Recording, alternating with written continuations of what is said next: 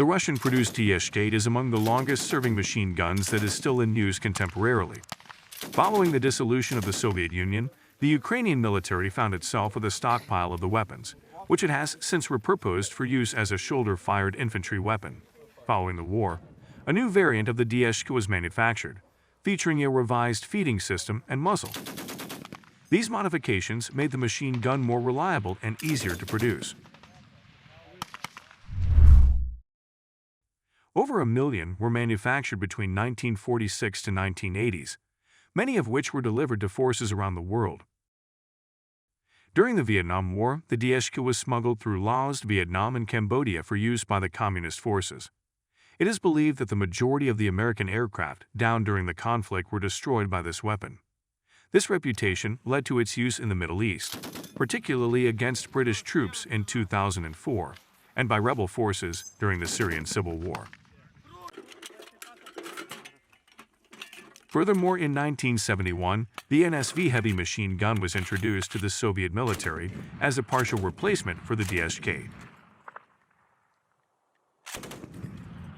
Nevertheless, it didn't last long and was replaced by the Cord heavy machine gun in 1998. Despite attempts to replace it, as well as the fact it's no longer in production, the DShK remains in active service, thus making it the only 50 caliber machine gun to still be in use currently. However, this gun has been modified for use by the Ukrainian military. Following the collapse of the Soviet Union, Ukraine was left with a stockpile of DShKs that were later modified for use in trench warfare. The modifications included the development of a muzzle brake, which lessened the DShK's recoil, as well as the creation of a bipod and shoulder stock that allowed it to be carried and used by just 2 infantrymen. When paired with a pistol grip and conventional trigger, the machine gun turned into an ideal shoulder-fired infantry weapon.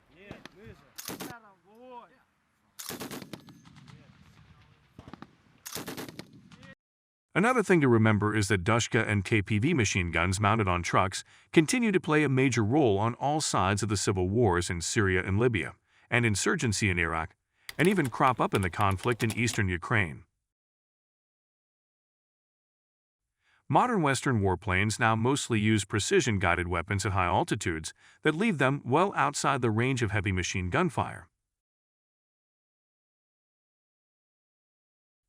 In addition, the gunner of a Dushka pulls a V-shaped butterfly trigger between 2 wooden handles to shoot gun at a rate of fire of 600 rounds per minute to an effective range of 1.5 miles. 2 side-by-side spider web ring sights help adjust for the lead when targeting aircraft. The DShK was useful for countering new vehicles entering wide-scale use during the Cold War. More heavily armed infantry fighting vehicles like the BMP, counter-insurgency planes like the A-1 Skyraider, and newfangled helicopters. As a result, later U.S. weapons like the Apache attack helicopter and M2 Bradley IFV and Stryker were specifically required to be protected against DShK and KPV rounds.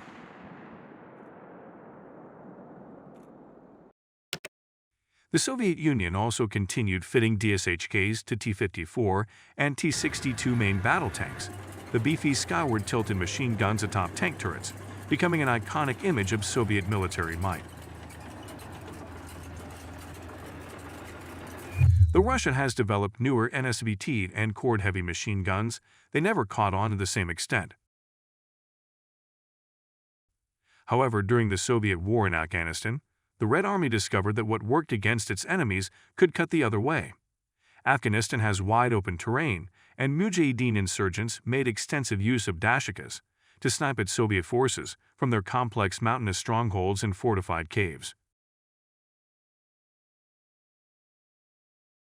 As Soviets took a page from the American war in Vietnam and made heavy use of helicopter-borne air assault troops, the Mujahideen's Soviet-made weapons reaped a fearsome toll of Mi-8 hit transports, Mi-24 gunships, and even jet bombers.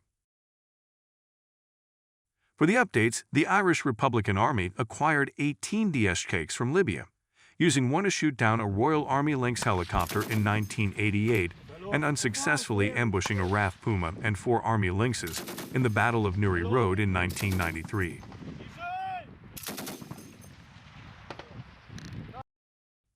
DShKs in Northern Africa and the Middle East would become part of one more military phenomenon: the rise of the technical, such as pickup trucks, with heavy weapons bolted on them. Technicals includes trucks lugging recoilless rifles, flat cannons, or anti-tank missiles. However, the DShK and ZFPU armed technical were the most common type. The vehicles emerged as cornerstones of the power of Somali warlords and played a major role in the Battle of Mogadishu. A decade later, an arms survey counted at least 466 DShKs in use across Somalia.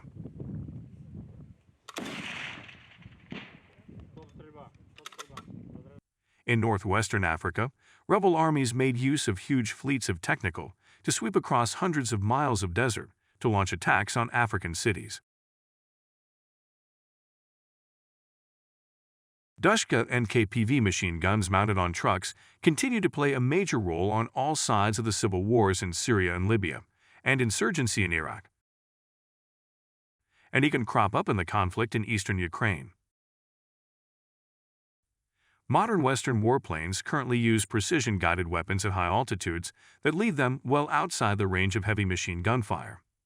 However, U.S. helicopters and troops on the ground continue to contend with the threat posed by DShKs in Afghanistan, Syria, and Iraq. That's all for today. Thanks for watching, and see you in the next episode.